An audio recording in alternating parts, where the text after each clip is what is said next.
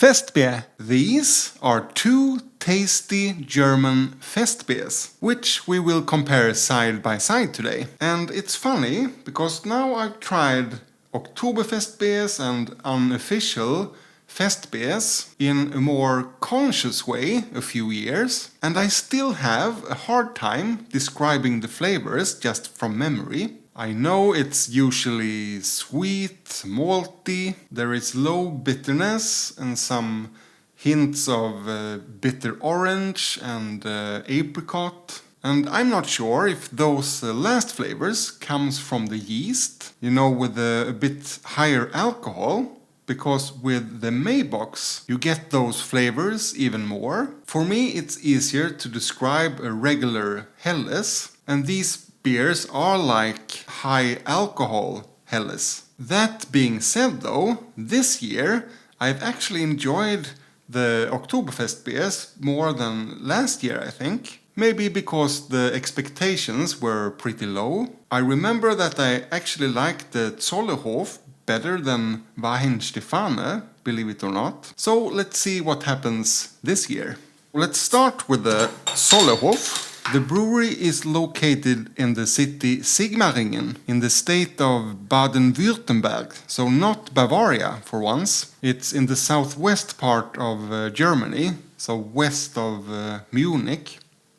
Yeah, a very familiar aroma, and for every year I try to pinpoint it more exactly. It's bready, grainy, rye bread, but there is also something kind of implying the higher alcohol. Almond paste mixed with apricots, and something vaguely savory and almost smoked. It smells a little bit zesty, but otherwise pretty dry. But the most dominating aroma is still all that lovely bread.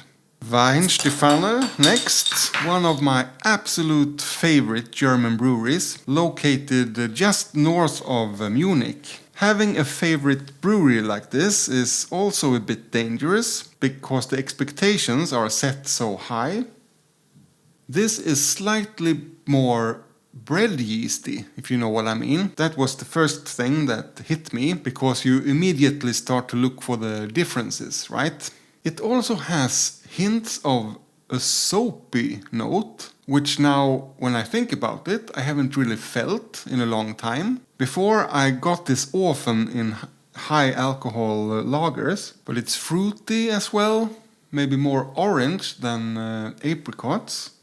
The malt base isn't as grainy and rustic, but it's more kind of fruity and zesty. Also hints of something savory, but not, I don't get any smoked notes in the same way. Something herbal as well. I think both of these smell really inviting. But if we go back and forth a little faster now to compare the aromas, the Zoller-Hof is more marmalade-y. Yeah, it's like apricot marmalade with a bit of that almond paste. And the Weihenstephaner is more herbal, zesty, and maybe spicy. I also get a bit of red berries in the Zoller-Hof now, after a while. And the Weihenstephaner has something more boiled berries, or actually something boozy. That's my extremely personal references though. But I'm dying to dig in, so let's do just that. Prost, cheers, skål. It was lighter and fresher than the nose implied. Lovely and round, and just a hint of bitterness in the finish. That kind of fresh lemon seed kind of bitterness. It's a zesty start, then comes oranges and sweet apricots, and then a dry bread finish together with a little bit of bitterness. It has a nice lingering effect, but it also clings off. It's still in my mouth after half a minute, but it can't compare to my favorite finish, which is from the Hofbräu. But I get something in the back of the throat, something a bit bready and herbal buttery. That is a positive thing, by the way. And then the Weihenstephaner Festbier. Prost, cheers, skål.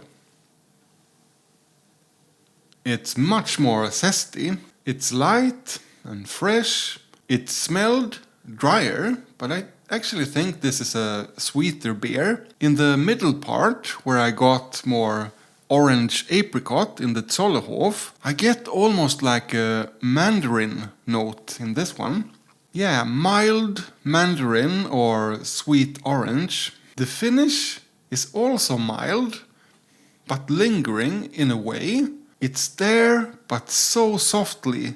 This is definitely a beer that will not punch you in the face, but wins you over with all those complex, discrete nuances. And you just want to taste and feel more and more, because all the flavors are so mild. This is not at all how I experienced the beer last year. It's probably mostly me learning, evolving. But let's refill the glasses a bit and try them side by side. I made a mess.